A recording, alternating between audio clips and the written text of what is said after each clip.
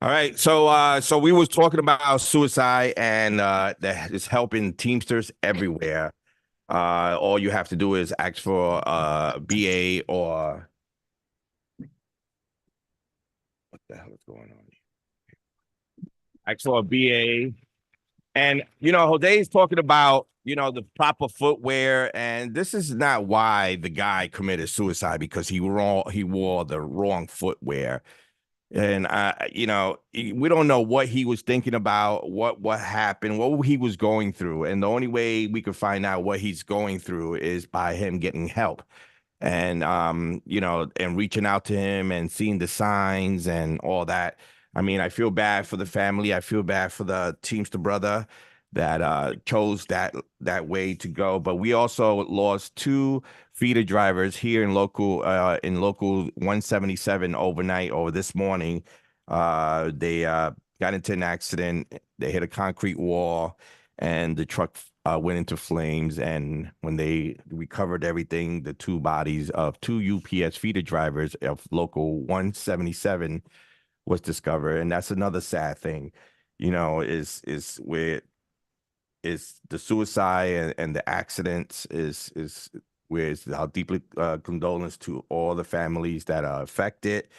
We here at Union Power Radio sorry for the losses to the family, and it's something that we all have to go through in life. And we don't have to go through the suicide, we don't have to go through an accident, but it did happen. And my condolence goes to the families of the suicide brother and to the feeder drivers that lost their lives this morning hitting a concrete wall.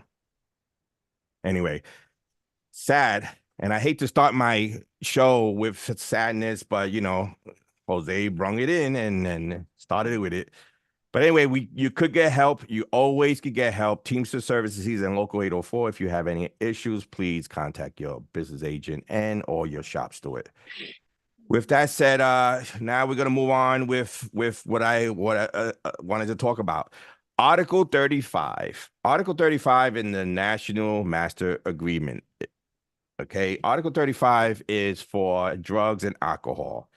If you are if you get caught in DWI over the weekend or having a party and you get caught DWI, your job is to make sure you tell and within the next working day. So if it happens on Saturday, your next working day is Monday, you must tell your management team that you got pulled over for DWI. And under Article 35 on the National Master Agreement, you have the right to have it done, fix your DWI within 2 years. If you choose to keep it to yourself and try to hide it, and then they will find out by a third party that they have working for them. And if they find out and they bring you into the office and tell you that you have a DWI or anything has to do with your license being suspended, revoked, or gone, you will be discharged for dishonesty. So the best part about it is the best bet is to, if you get it, if you get DWI or you get a suspended license, you must tell management as soon as the next working business day for you can go under Article 35. Article 35 works for both sides. It works for the union side and it works for the company side. The company side, the way it works for them, if you don't tell them about your DWI or suspended license, they have the right to discharge you for dishonesty and deceiving the company. On the union side, if the Article 35 works for you, when you tell them what's going on, they take you off the truck, they put you into preload or local sort or make you a helper, but you won't be behind the wheel. So that's very important that you tell them that. Also, you need to tell them everything that the court officer said to you, the judge. So when he's giving you the arraignment, he's going to tell you your license is revoked. And sometimes they say that you have to have an interlock device in your car. You don't have to have an interlock device on the truck because the company doesn't supply those things. But you need to tell them that you was restricted with an interlock device. They have to know everything that happens with your license. That is your livelihood. You must tell them. The best bet is to tell them. Don't keep it and don't hold it for a week or two that you think it's going to go away, because it's not going to go away. It's going to come and bite you in the ass, and then you're going to lose your job, and you're going to be brought up on discharges for dishonesty and deceiving the company. And the reason I say that, guys, because I'm going through this with one of my members. You know, you got to tell them everything about what's going on with your license, because if they put you on behind that truck and you driving that truck with a revoked license or a conditional license means that you can drive the company truck, but they have conditions. And the conditions here in New York state law is A4, is a restricted A4, which is the interlock tool device. And that interlock device is for your car. So if anyone don't know what that is, I'll explain to you what an interlock device means.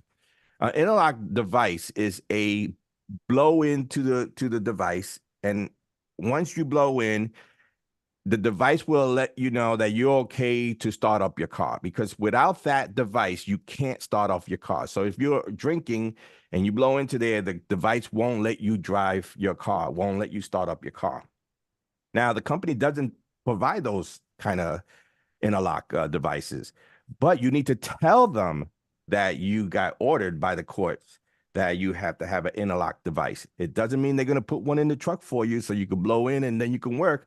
It means that they won't let you drive behind the wheel. They'll put you as a helper or the preload. You have your job. You have your job for the next 2 years to fix your license, because that's what the contract says. It says that you have to fix your license within the 2 years of getting your DWI or revoked license or conditional license.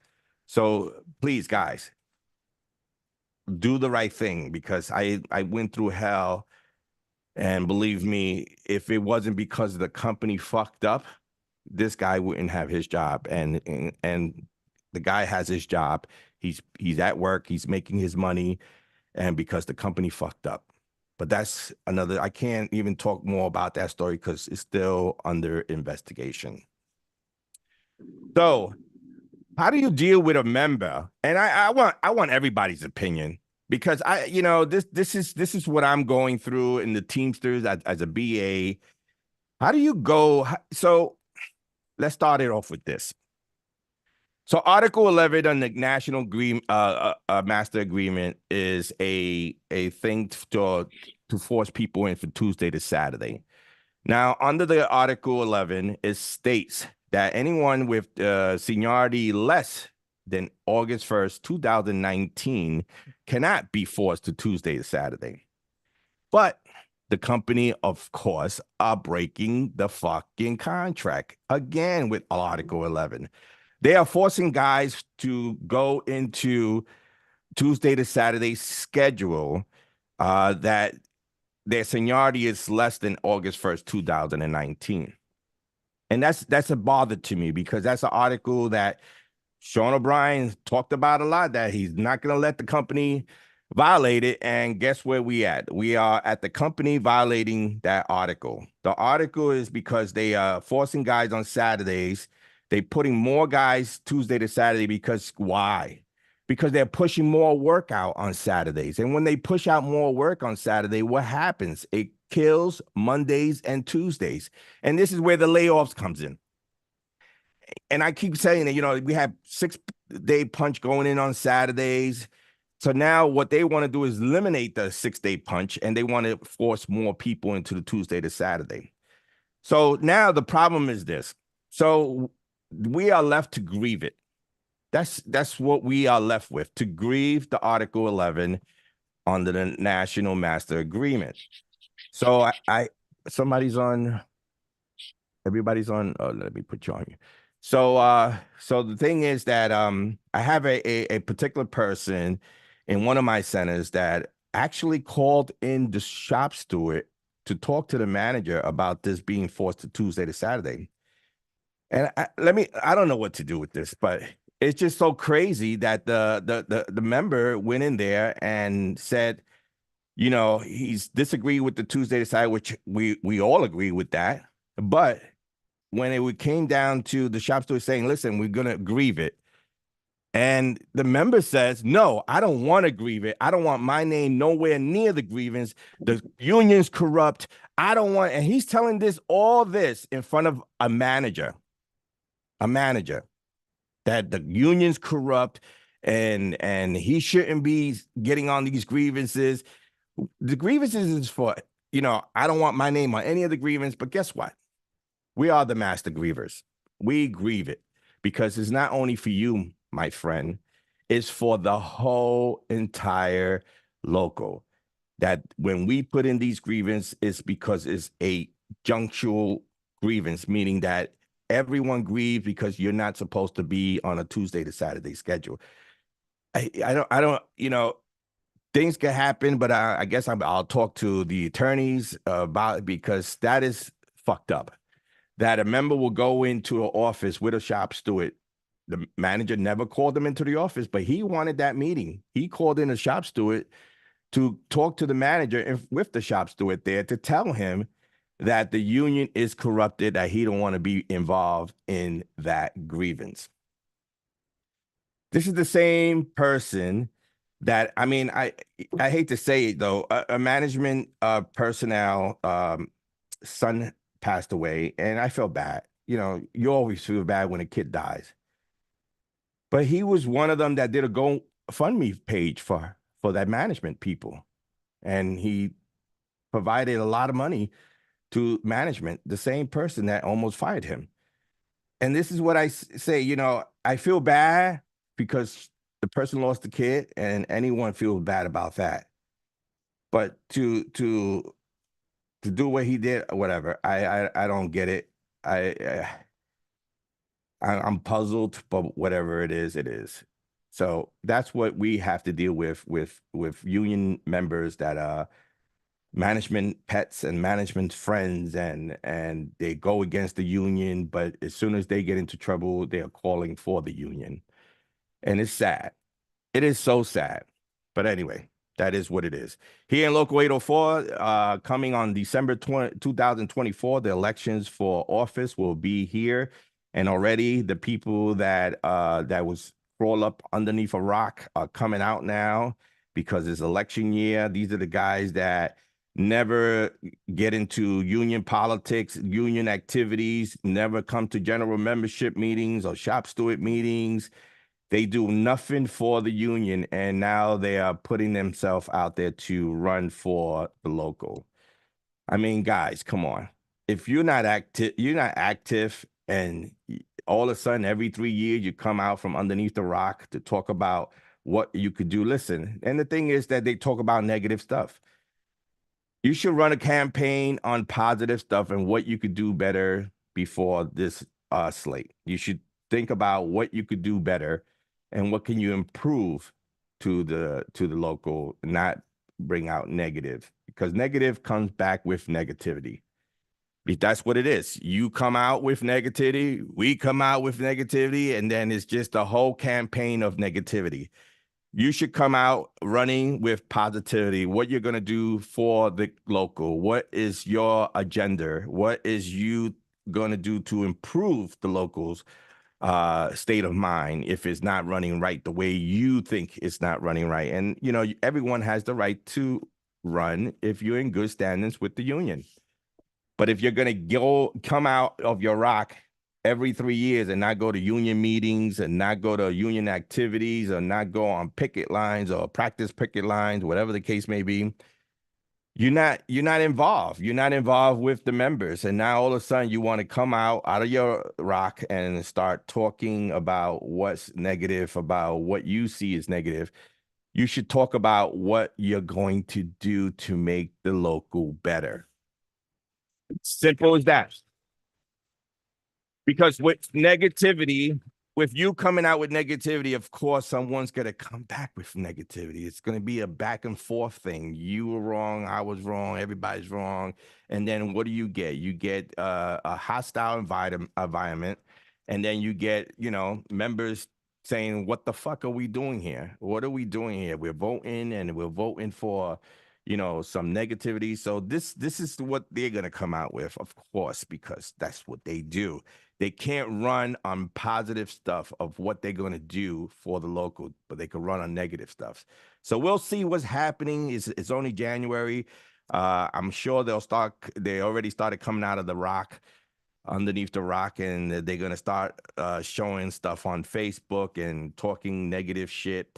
All I want to see is what you're going to do better than the executive board that's in there now. That's all I want to see, and that's what members should want to see. What are you going to do better for the local? Exactly what it should be done.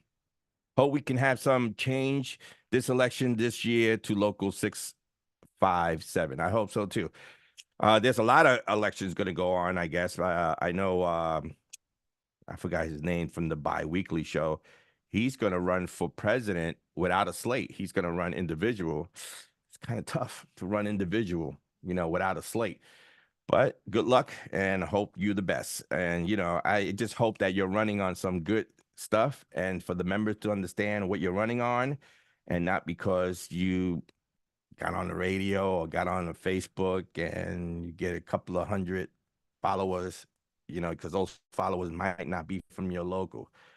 So just do it for the right thing, and I hope you the luck. I hope luck for everyone that's running and is in good standings. And it's a tough job. I could tell you right now, it's a tough job. You got to have the balls to fight this company. You really do. You just can't come in and think that you're going to change the world with this company, because every time you think that you're going to change the world, they always fucking come and stomp on you and this contract, because this is what this company does. They don't give a fuck. They walk all over this, and this is what we need to accomplish now. I mean, we have 4.5 years to go, but the next contract should be some teeth in the grievance procedures, because these guys are running all over this contract. They don't give a fuck if you grieve it or not grieve it. They know the process is going to take a long time, so they don't give a fuck. And Sean needs to do something in the next 4.5 years, or we need to do something now, that this contract, this company is running all over their contract. It is crazy how bad it is. They telling their management people, just grieve it. We'll deal with it whenever we get with it. And that's the problem here. The grievance procedure, and I keep saying in every show, that is the worst in the world. I guarantee you. This grievance procedure is bad. As far as the process go, from the shop steward to the BA to the labor manager to getting filed for the national panel, and it gets deadlocked there and it gets pushed back, and it could take years before a grievance of $5 that you agreed for gets heard, and it's fucking ridiculous. Sorry about that. Press the wrong button. Okay, I also want to call out Jimbo from Local 623. I've been calling him. I've been sending him messages. Listen, Jimbo, Bimbo, Dimbo, whatever the fuck your name is, you have my number is 347-403-0705. He keeps putting out there. He's not even spelling Vinny Perone's name right. It's so fucking embarrassing. But it's coming from 623. I don't know if he's even a Teamster anymore. But Jimbo, Bimbo, whatever your name is, the only sellout is you, because Vinny Perone is not a sellout. And I'm going to put that, not because he's my president of Local 804. He's a friend of mine's before this, and I know he's not a sellout. So Jimbo, Bimbo, whatever your fucking name is, you need to man up and talk about it. Talk about why you think Vinny Perone is, and you keep forgetting the E at the end on Perone. So just for a little education, we do have, in this day of age, if the 21st century, we have spell check on the computers. So you can spell check yourself and do it the right way. If you're going to say somebody's name, say it. I mean, I always fuck up people's name, but that's my English is not very good looking. But I at least spell it right. So on the Vinny Peronis, you forget the E at the end all the time, and you keep putting it out there. So Jimbo Bimbo, you can call up the 347-403-0705. I've been trying to reach out to you for you can call up the station and talk about why you keep putting that out there that Vinny is a sellout. We want to know. I want to know because the only sellout is you. So Jimbo, I'm calling you out. Local 623 out in Philly. Jimbo Bimbo, please call the What the Heck show here on Union Power Radio. We could talk anytime. It'll be live. People want to know. People want to know. I want to know why you calling him a sellout. So Jose, you're anxious to talk. You had a webinar today. I was listening to it. A lot about politics. You guys talk a lot about politics, and I don't want to start that politics stuff here. So if you have anything else besides politics to talk about, I will give you the mic. You could talk about, what your goals are there with the Teamster mobilization. I did see John Palmer there, and that's a good freaking, I wanted to, jump on and ask him a couple of questions, but I said, no, I'll leave it for my show. And my show is that, Palmer is a vice president, elected vice president of the IBT, but he's on the bench right now. He is collecting his pay while he's at home. He's not doing any IBT work, and I would like to know why, what happened. Um, the thing is with Palmer, I like him. He's a nice guy. I looked up to him. And when he was running with Sean O'Brien, I mean, everything was positive, and all of a sudden it became negative. Now with this TDU being lab dogs, which I totally agree with him, they are lab dogs now.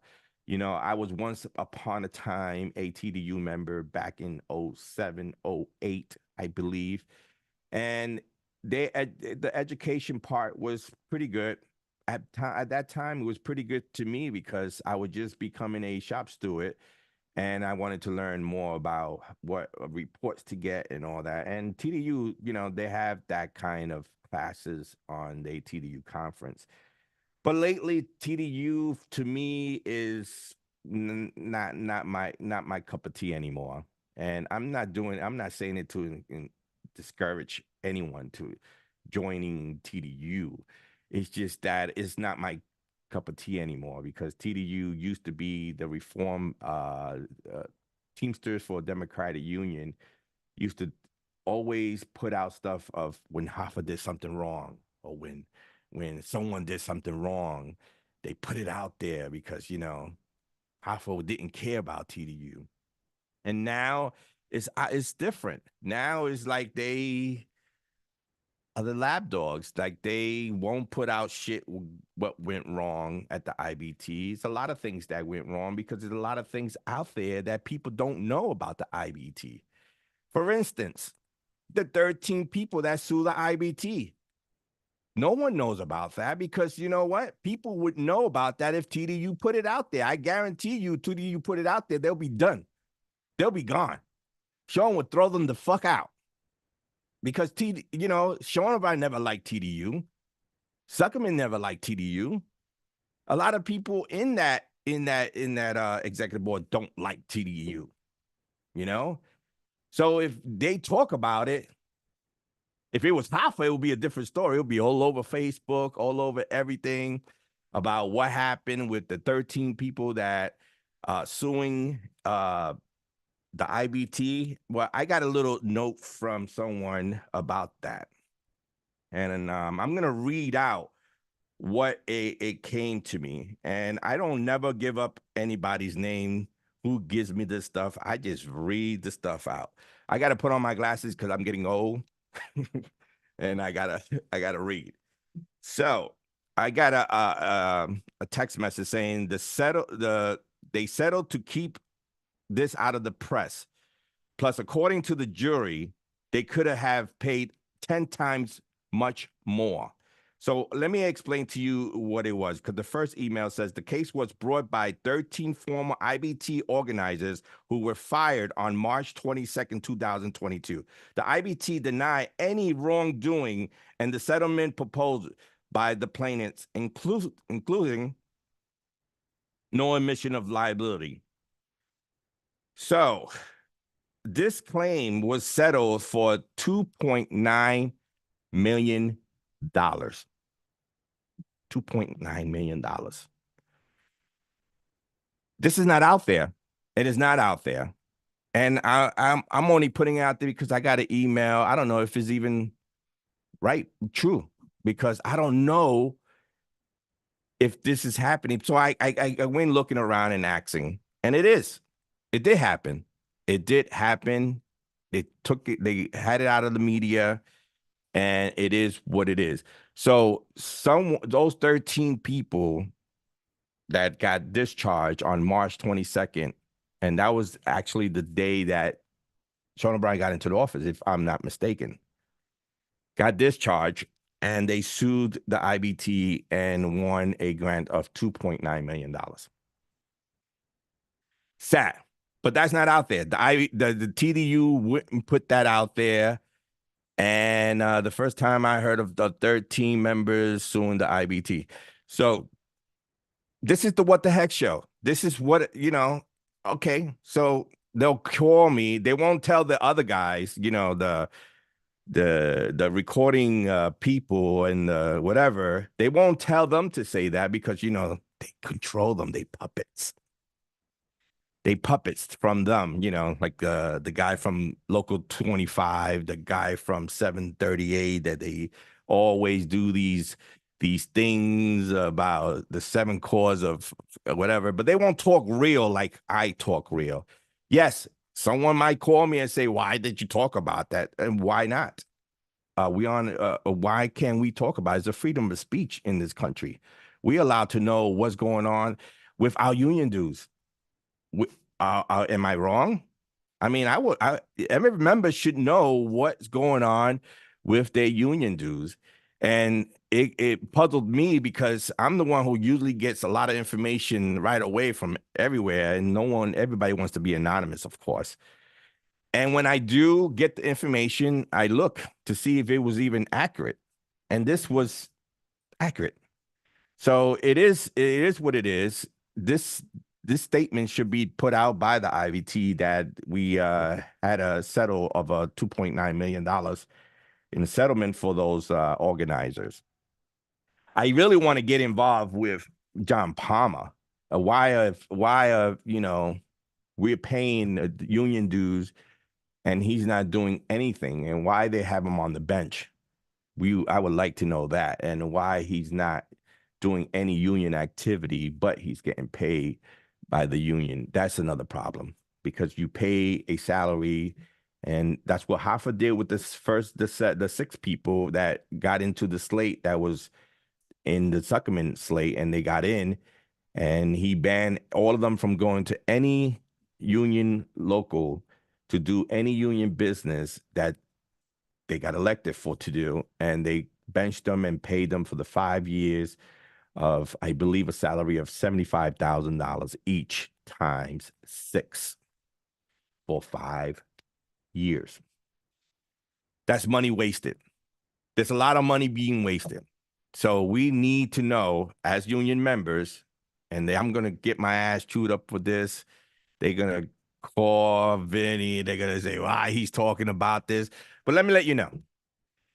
What I do here is my time, my money. I'm not on the clock. So I'm allowed to speak what I want to say, my opinion and my opinion only. And this is why it's called the What the Heck Show. Because I don't give a fuck. I just don't give a fuck. If it's going to give you information and educate the members, I'm good with that. Hate me if you want to. And I'll always play that damn song. You can hate me now. But I won't stop now. You can hate me now. That's right. You can hate me now. Because, I feel I'm like the Tony Montana like the Tony Montana in the Teamsters. We're all a bunch of fucking assholes. You know why? You don't have the guts to be what you want to be.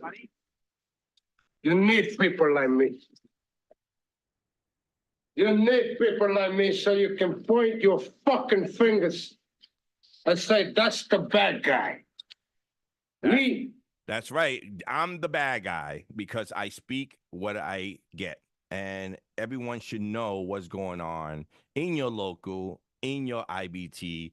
Everyone shouldn't be blacked out from anything that goes on in your local. And there's a lot of blackouts in your in locals everywhere because you got these guys that, you know, they don't want to speak up. They don't want to speak up to Sean. They don't want to, you know, piss off Sean. I mean, 623 pissed off Sean. They the first ones that talked about this 13 and his live feed from Richard Hooker from 623 and the other guy from 814 or 812. No, he's from 808, local 808 Silver. And they talked about it and they had a conversation about it. That was the first time I heard that was happening. And that's just sad that, you know, we are not being notified about stuff like that. I guarantee you, if it was Hoffer in office and TDU heard about that, it'll be all over. It'll be on flyers. It'll be everywhere. Because now they're lab dogs. Now they have to keep their mouth shut. Because if they don't keep their mouth shut, they'll be back into square one. They got in with Zuckerman and Sean now, so they gotta keep a real close because they can't talk about anything negative about the IBT because they did that before. And that was the good thing about TDU, that they were a reform organization that would talk about the corrupted stuff that was going on in the IBT. They're not there no more. They are not there anymore. So you're not going to ever find out anything that is negative in the IBT from TDU ever again. So that is what it is. I know Jose got a lot to say about that. So Jose, we could talk about that, but we can't talk about politics. So go ahead, Jose. Well, can you hear me? Is my thing working now? It's properly? working. Oh, okay. So we talk about not talking about politics, but this is political because it's our money. Every principal officer has a fiduciary responsibility to the membership, and same thing with the general president has a fiduciary responsibility to its members. Where's our money going to? You know, and then to talk about the case, that was the first time I heard rumblings of it, but I didn't know that much of the details until I heard Richard Hooker's Facebook Live yesterday, where last week, where he discussed more detail about it, as much detail as he has about it. I don't think he even has that much. I think there's probably more, but I don't know where to find it. We have the case number, I believe, but other than that, I think the whole documentation or court filings are private. You know, I forget what they say. They signed some sort of like non-disclosure agreement as well. So I mean, it's very disheartening. And in respects to Teamster Mobilize, it's a political educational organization, and you know, now that TDU is not going to fill that void of being the watchdog, you know, my attention for Teamster Mobilize, and I think the other members in Teamster Mobilize would agree that we should take it upon ourselves now to be the watchdog, you know. So we're trying our best, but you know, sometimes it's but it's hard when you can't. To be a watchdog, you got to have someone in the inside to tell you what's going on, and that's what we don't have. You don't have that anymore because they bench Palmer. So Palmer, and I think they even got rid of Palmer at ABF. they used some sort of loophole to get rid of them, to send them back to ABF, and then from ABF to get them to basically, discharge them. So I mean, That's something that John needs to talk about, and yeah. it's been in a secret for a pretty. I mean, stories that I'm hearing, and I don't want to put it out there that what I heard why John Palmer was taking off the I don't know, but I might sound, I might, I asked John Palmer to get on my show if he wants to talk about it because. I'm gonna ask him the hardcore questions, the hard-hitting questions that Jamie asks, and those are the questions that I will ask, and hopefully he can answer them truthfully, and to tell the members what is really going on in the IBT as far as his case and other cases that are happening. I mean, I want to know. I mean, I gave Sean O'Brien a chance to change this IBT around, because I wasn't his fan in the beginning before he was running for office, and the only reason I became a believer is because what he was saying and what he was going to do, and I could tell you the truth, the first 100 days that he was in office, he did everything he said he was going to do. I mean, from step 1 to step 2, step 3. So he made me a believer that this is what he wants to do. He wants to change the IBT around from what Hoffa destroyed in many, many years, 19 years in the office. So I saw that, but then I started seeing some things that I didn't like. And one of those things that I did not like is that national panel. The national panel opened my eyes to say, holy shit, because I never been to the national panel when Hoffa was in office. I guess our local was never invited or whatever. We had no cases there or whatever the case may be. But I went for the first time for one of my cases, which got deadlocked right off the back. I mean, it was like 2 seconds and it got deadlocked in 2 seconds. And then I see, other locals there postponing massive, because the first day of national, they read out all the cases of what's going to be presented during the week. So the first day is the day that everyone says either we're going with it. We're going with that case. They'll call out each local by the, and then one particular local postponed 13 cases at the national. So when I saw that, I was like, what the fuck? They waited all this time to come to the national and then they freaking postpone it. That's not even the problem. And Sean O'Brien, these executive board was there the whole week with no cases to present. That's membership's money that you're paying these executive board to be there for the whole week. But the first day everything was postponed. So you had no cases for the rest of the week. So Monday, let's say Monday, was the cases postponed. So you have Tuesday, Wednesday, Thursday, Friday. You have 4 days that you're going to be there under the members' money doing absolutely nada. Those guys, whoever postponed those, if you're going to postpone your cases, and this is the grievance procedures, send one representative to postpone those cases.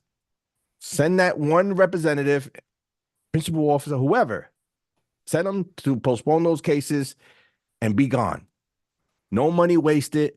No members wasted money. But to have a whole executive board there and postpone 13 cases and then stay there for the rest of the week, not presenting any of the cases, is a waste of fucking money. It's the members' dime. You're sitting in that hotel room, getting per diem, getting allowance, getting transportation. That's the members' money. So I think that if you're in a local out there, and I know I'm gonna get a lot of heat with this, so I don't give a fuck. Call me 347-403-0705. That phone line is open 24 hours a day for you to talk shit if you want to talk shit to me. Or you can confront me, whatever the fuck you want to do. I'm good with it. I'm a man. I'm telling you what I see is my opinion, what I see, and I think it's fucked up. I think it's fucked up. And that's what my thing is for the members. You make sure the members are being treated right. You make sure the members are being represented right. And you make sure that you're not spending money on stupid shit for the members, because that's the members. Everyone thinks that we in the executive board that, the members is the ones that put you there. It's the members that you have to represent. And you can't take advantage of that. And I know a lot of locals are taking advantage of that easy money coming in and writing it off as that's not the way it should be. And Sean O'Brien told me that he's going to fix that problem, but I haven't seen fixed. And that's my opinion. Would I ever go to national panel ever again? Absolutely not. Just like I won't go ever to a TDU conference because I don't like the bullshit. I don't like you to look at me in my face and say hi to me when you're full of fucking shit. Be a man. Be straight up. If you're full of shit, you're full of shit. Everybody's full of shit. But don't fucking talk to me like I'm a nice, hey, Hector, how you doing? Fuck you. I'm doing fucking great. And that's TDU. They come to your face. They act like nothing is wrong. Everything is all good and dandy. And then as soon as you turn around, they fucking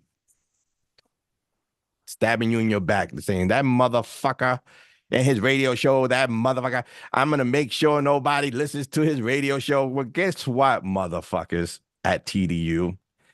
Your hole in the wall at Detroit, you had the steering committee this weekend that they fly under their own money because TDU don't have that money.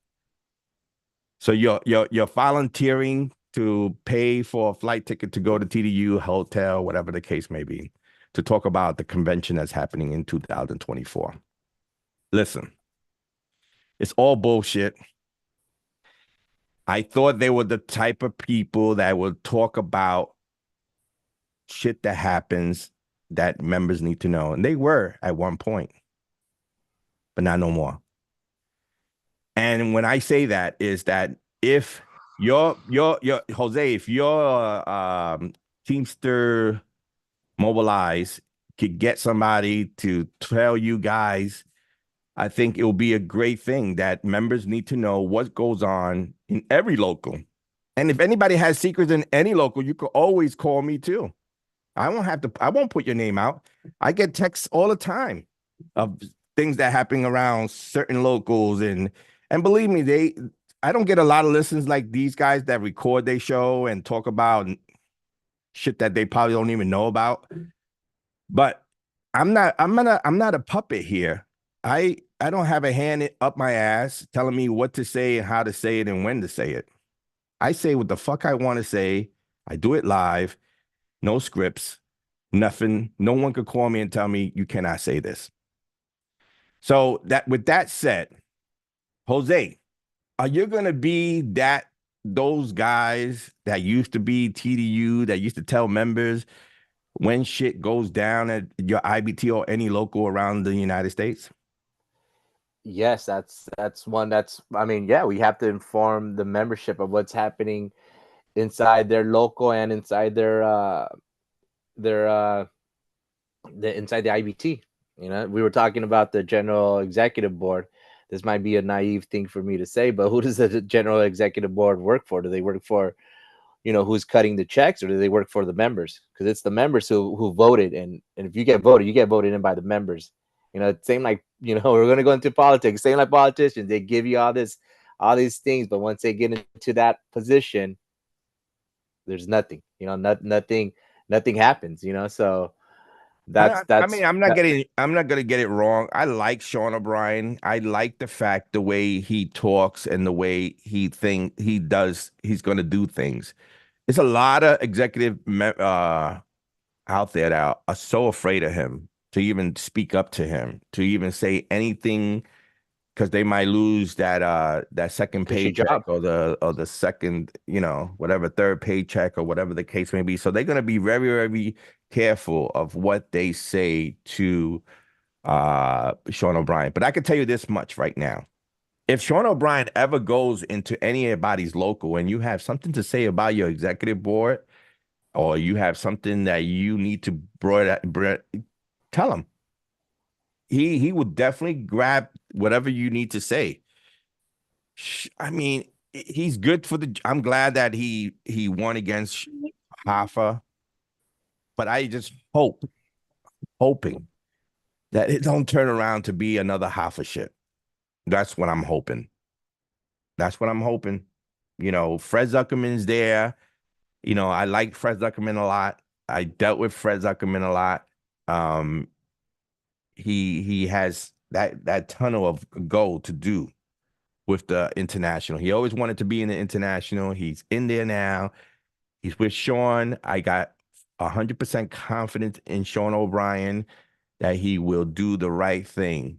And I just hope it is. And I'm not like, holy shit, talking out of my ass.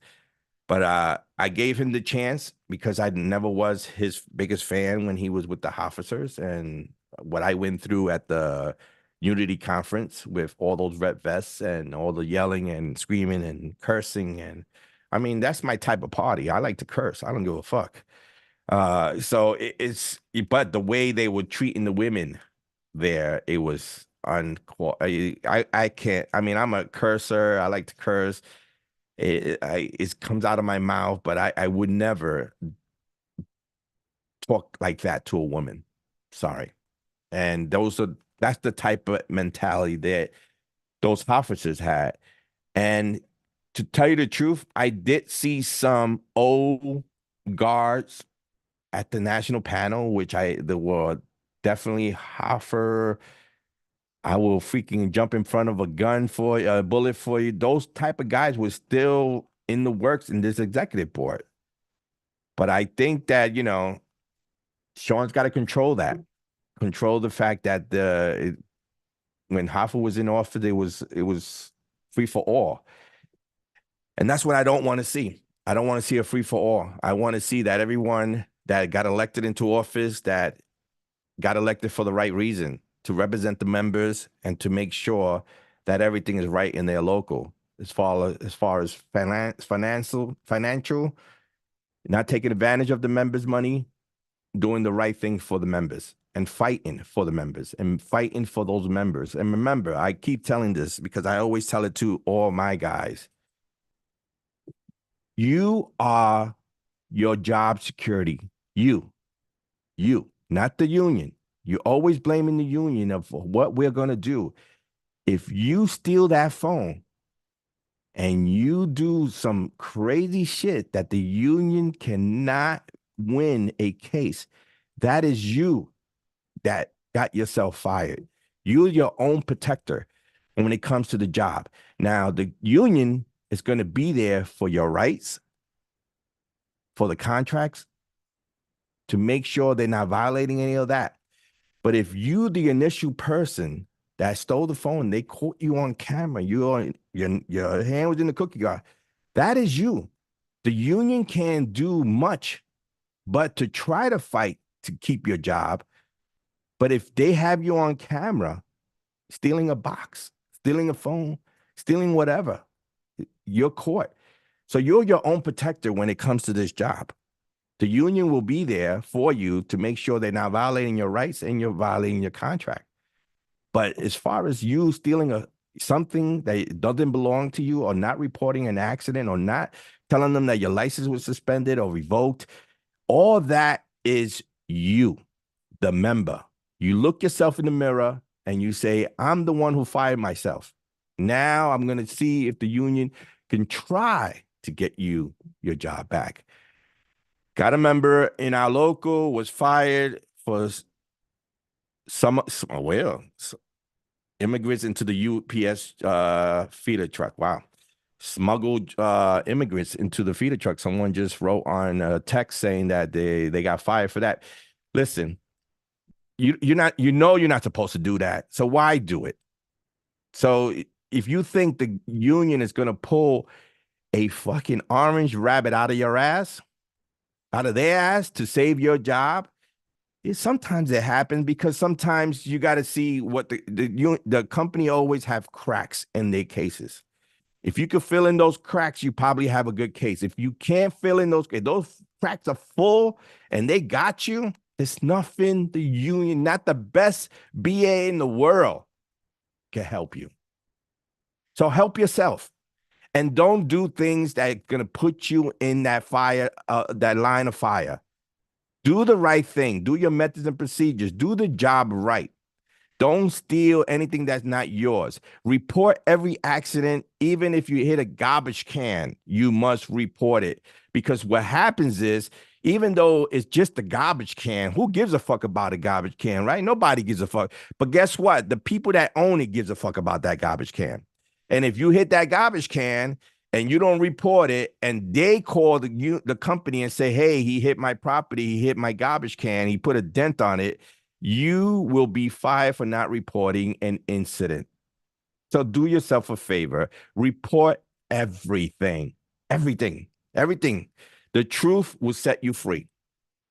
You keeping it to yourself and saying they will never know, they will know with cameras everywhere. They got cameras in every household. The Ring camera is everywhere. All they have to do is go to the across the street to the neighbor and say, "Can I get a footage of this time to this time?" The neighbor is gonna gladly give it to them. And sometimes LP walks around with cash in their pocket, and they pay people to get a 2-second. That's all they need is a 2-second film of you of doing what you're doing, and then not reporting it. So do yourself a favor and report every incident in there. Every hit a garbage can, hit a flower pot, whatever. Do it. Just stop. Call your supervisor. It's better off that way. You won't get fired for reporting an incident or an accident. And those are the things that will get you fired. Those are the simple things that you are taught in the classes to report. You must report every injury. You must report every accident, anything that will put you on the line. If you don't report it, it will put you on the line of fire. The company will go after you for dishonesty, deceiving the company, blah, blah, blah. And then now we have the union that has to get involved. And if they have all the evidence in the world that put you to that spot and put you to everything, that's the way it is. So with that said, what else I'm going to talk about? So layoffs. So layoffs are happening across the country, not only in our local, but across the country. And everyone should know the layoff language. Under Article 13 in our supplements in the Local 804, Article 13, Section 9, you must read the layoff language, because these fucking morons at the company don't know the layoff language. So they are doing a day-to-day layoff here. They doing a week layoff. It's all over. They all over the fucking goddamn place. And, you know, and if we don't educate ourselves of the layoff language, then we don't know what the fuck is going on. You just going to go and get a call before 4:30 here in Local 804, and they're going to say you're laid off the next day. So this is what the problem is. This company is so fucked up. They don't know what the fuck is coming in and coming out. They say the volume is down, so they have layoffs. And then the same day they say there's layoffs, the volume is up. And then they calling these layoff guys to come in. They need them badly, blah, blah, blah, blah. So it's happening across the country. It's happening in California also, right, Jose? Yes. And in ours, for us, it's Article 27 in the Southwest sort rider, which is for the part-timers, and then for drivers, it's in our Section 26 of the Southwest package rider when it comes to layoffs. I don't know how your guys is, but Yeah, so let's compare our layoffs list to your layoffs list. So in our layoffs list, if someone is being laid off, they get an opportunity, 3 opportunities in our layoff list. So Same. the first opportunity is to do a split shift, which is 4 hours preload and 4 hours local sort. So that means you could bump into the preload 2 guys in the preload, which is local sort and preload. The second option is the 4.5 hour preload. And then the third option is take the layoff.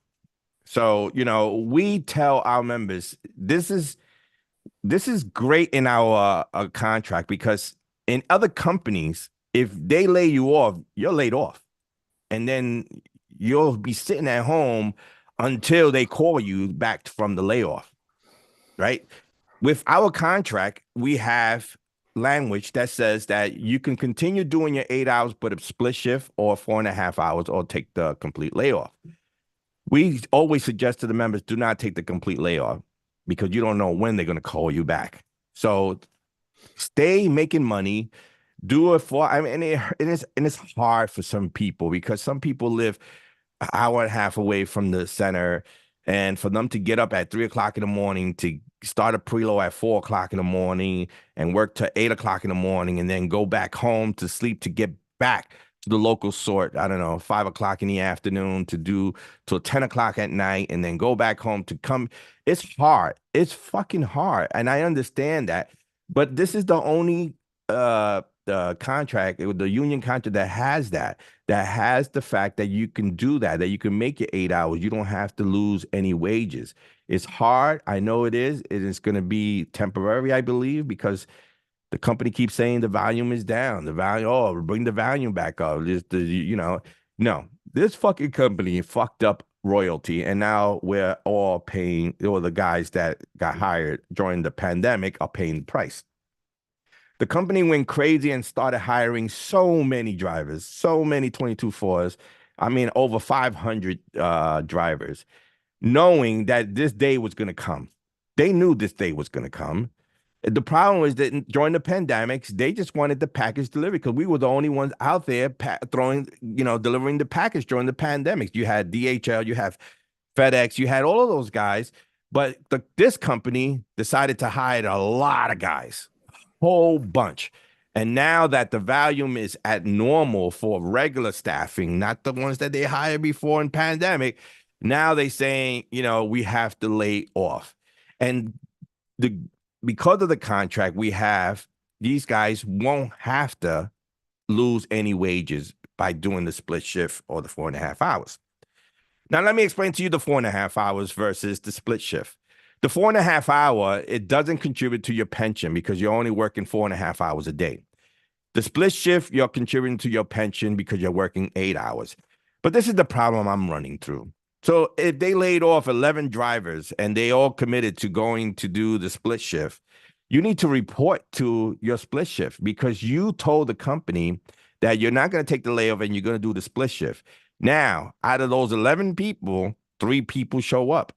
So what happens? I'll tell you the trigger effect that happened here in one of my centers. 11 guys got called for layoff. They all submitted to doing the split shift, meaning coming in at 4 o'clock in the morning to do the preload and then the afternoon do the other 4 hours to do the 8 hours. 3 of them only showed up out of the 11. So when they get the commitment that they're going to do it, the preload manager lays off the preload. So they lay off the part-timers, 11 of them, because they are waiting for the 11 drivers to come in to take those positions. So when you don't come in and they you're fucking everybody by not committing to what you're supposed to be doing. You say you coming in, they laid off 11 part-timers that don't make that much money. Now they ain't making no money because they have to make room for your ass to come in at 4 o'clock in the morning, and you don't even show up. It was a clusterfuck that day that a fucking supervisor was working all over the fucking goddamn place. And what they say to me, needs of the business, your drivers didn't show up. Right? So you have that language, guys. If you are laid off day by day, you have the right to do your 8 hours, to make your 8 hours and your contribution to the pension. You not coming in and not showing up is a problem, because the company's going to turn around and say you committed, but you didn't even show up or you didn't even call. So it becomes a attendance problem. Now it becomes a no call, no show. Jose, I know I was going to go back and forth with your language and our language is layoff, but that's pretty much what local 804 language. So what is the drivers, they don't lose their driving pay, correct? No, they don't. It says in mine, well, for this in the Southwest package writer, the employee on layoff shall be afforded the opportunity to displace the least senior part-time employee within their facility. In this case, a full-timer qualified seniority employee shall receive the appropriate part-time daily guarantee at the appropriate part-time rate of pay in accordance with their seniority, in addition to maintaining their proper health benefits. And the other one is the employees on layoff shall be afforded the opportunity to displace the least senior part-time employee on 2 separate shifts within their facility, and the shift shall be consecutive whenever possible. In this case, a part-time qualified senior employee shall receive the appropriate full-time guarantee at the appropriate part-time rate of pay in accordance with their seniority, in addition to maintaining the appropriate full-time benefits. So now if a driver goes back into the hub and decides they want to do, for example, twilight and preload, they're going to go to wherever their inside rate is going to be, their part-time pay. For example, the first year for RPCD, I think it starts off at 23. So if you go from 23 to $21, you're losing $2. Now in California, I think they could go on unemployment and collect lost time and wages, because you're losing wage and you're losing time too. If they decide to do one of the shifts, twilight, or in my hub it's preload or twilight. So they decide to do both, but they'll lose pay, because they're going from whatever their RPCD rate is to whatever their inside rate is going to be. I'm so sorry. We do have that they saying that they would change their rate to a 22.3 rate. But I don't think that I think they're waiving that and just letting the drivers do the split shift, because it's a day-to-day layoff. So right now, after January, after peak, I guess, the only layoff that was here. And they both have catastrophic breakdowns. And hey, Joe, you there? You want to talk? I don't know. Joe Doherty from Nassau was on there. So yeah, so we have a good language with the contract, meaning when it comes to layoffs. Members got to understand that if you were working for another company and got laid off, it's just you laid off. That's it. You don't know when you're going to go back. It could be a week, it could be 2 weeks, it could be a month, it could be 2 months before they call you back. With our contract, we have the opportunity to do those 8 hours. And but it just pertains to the full-time drivers, because if they go to the hub or the facility or building, whatever, they displace the least senior part-timer, and that least senior part-timer takes the hard layoff. They have first rights of return, but if I'm on the street for a couple months, I'm trying to find a job. If I find a job, I'm not coming back. So I mean, it's a good and a bad, because eventually somebody's going to get displaced, and it's going to be the least senior part-timer. And depending how many drivers get laid off, it could be a massive domino effect when it comes to the preload too. I hear. So there is layoffs around the whole country, not only here in the East Coast, all in the West Coast, I'm sure in the Southern also. But I just want to speak on a comment that was on YouTube. A guy named John Wall. I don't know if you know a guy named John Wall. No, Well, he name does says not sound familiar. when we do education, or is this TDU hating talk show? Yes, yes, John is a TDU hating talk show. Yes, because the other shows won't hate TDU and tell you the right thing and tell you the wrong what's wrong about being watchdogs and becoming lapdogs. I tell you that, and I'm sorry that you don't like the fact that I'm hating. Yes, I'm hating because you went from a watchdog to a lapdog. So yes, and John Palmer says it too. Everyone says it. But anyway, that's a TDU buff, a TDU guy that loves TDU.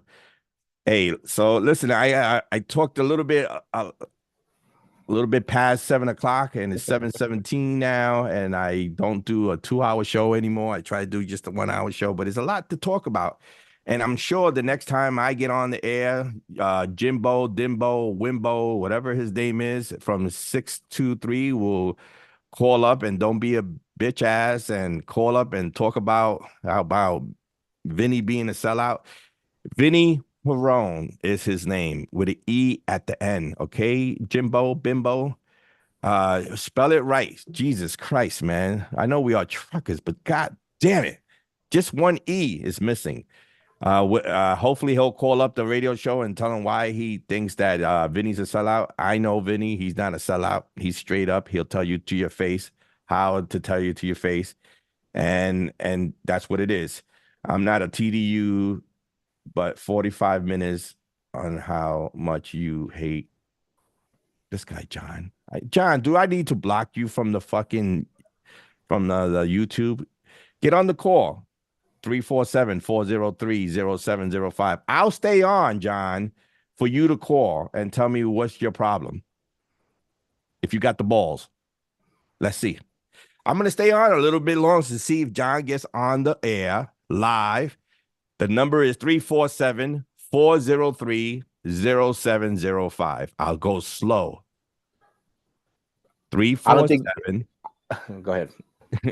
I'm going to go slow because I don't know. Maybe he's slow. So 347-403-0705. Call up right now, John, and let's talk about it. Let's talk about what you're thinking about. If not, then I'm going to stop the show, and then we're going to save it for another day. So I want Jose to promote his Teamster mobilization here in Union Power Radio. Teamster mobilize. I weren't mobilized. See, I always fuck up shit though. My English is not very good looking, man. So the reason I want him to promote that is because we need now a new watchdog. TDU is not a watchdog anymore, so we need someone to give us the information that we are looking for of what's going on throughout the IBT and every local out there, because there's a lot of shit going on out there. You always could call my phone. You always could email me at thewhattheheckshow@AOL.com. You can always leave a message, and I'll definitely get back to you guys. But Jose, go ahead. You can promote your thing. Well, they could just go on teamstermobilize.com. That's our website. We have 2 social media accounts, but being the fact that it's been a heavy week for UPS, rank and file Teamsters throughout this country. It's my thoughts and my prayers, my condolences goes to the families. I guess there was a feeder driver as well that something happened, and then the brother from local 396. It was just devastating. This job, especially management, will bully you and bully you and bully you and bully you and bully you. And sometimes, a lot there. Some of us are passive aggressive. We'll take the abuse, but at some point, you don't have those coping mechanisms, and unfortunately. But yeah, my thoughts, Teamster mobilizes, and my thoughts are with the family of both both of our fellow UPS Teamsters. You know, Yes, the prayers and thoughts to the families of the 2 feeder drivers that lost their lives in Oh local my- 177. And also to our brother that committed suicide. And like I told you in the beginning of the show, is help out there. If you feel that you can handle certain things in life, we have help. Here in Local 84, we have Teamster Services. Please, guys, think before you do and have a moment and speak to your business agent. It'll be totally confidential. Totally confidential. You tell me something, it's between me and you and Team Services, because I'm going to get you that help. I'd rather have you get that help and deal with those problems that way than deal with it on your own, because you're not alone. Don't think for 1 minute you're alone. You have a lot of Teamster brothers out there that will care for you, but if you don't want to have their knowing your business, go to your business agent. Speak to your business agent in confidence and speak to him on yourself and get this help, because there's help out there. With that said, thank you for listening to the What the Heck Show here on Union Power Radio. And we are not going nowhere. Haters are going to hate, and haters going to be hating, like John from the YouTube channel. He's going to hate. He loves my show, but he hates that I talk about TDU. Anyway, if I don't talk about TDU, who will? So anyway, thank you for listening to the What the Heck Show here on Union Power Radio. Thank everyone for joining us. Joe Doherty. And who's that? Who that? Okay. Thanks, everyone. And thanks, whole day from the West Coast. And thank everyone. And peace out, my brothers and sisters. We'll see you in 2 weeks. Peace.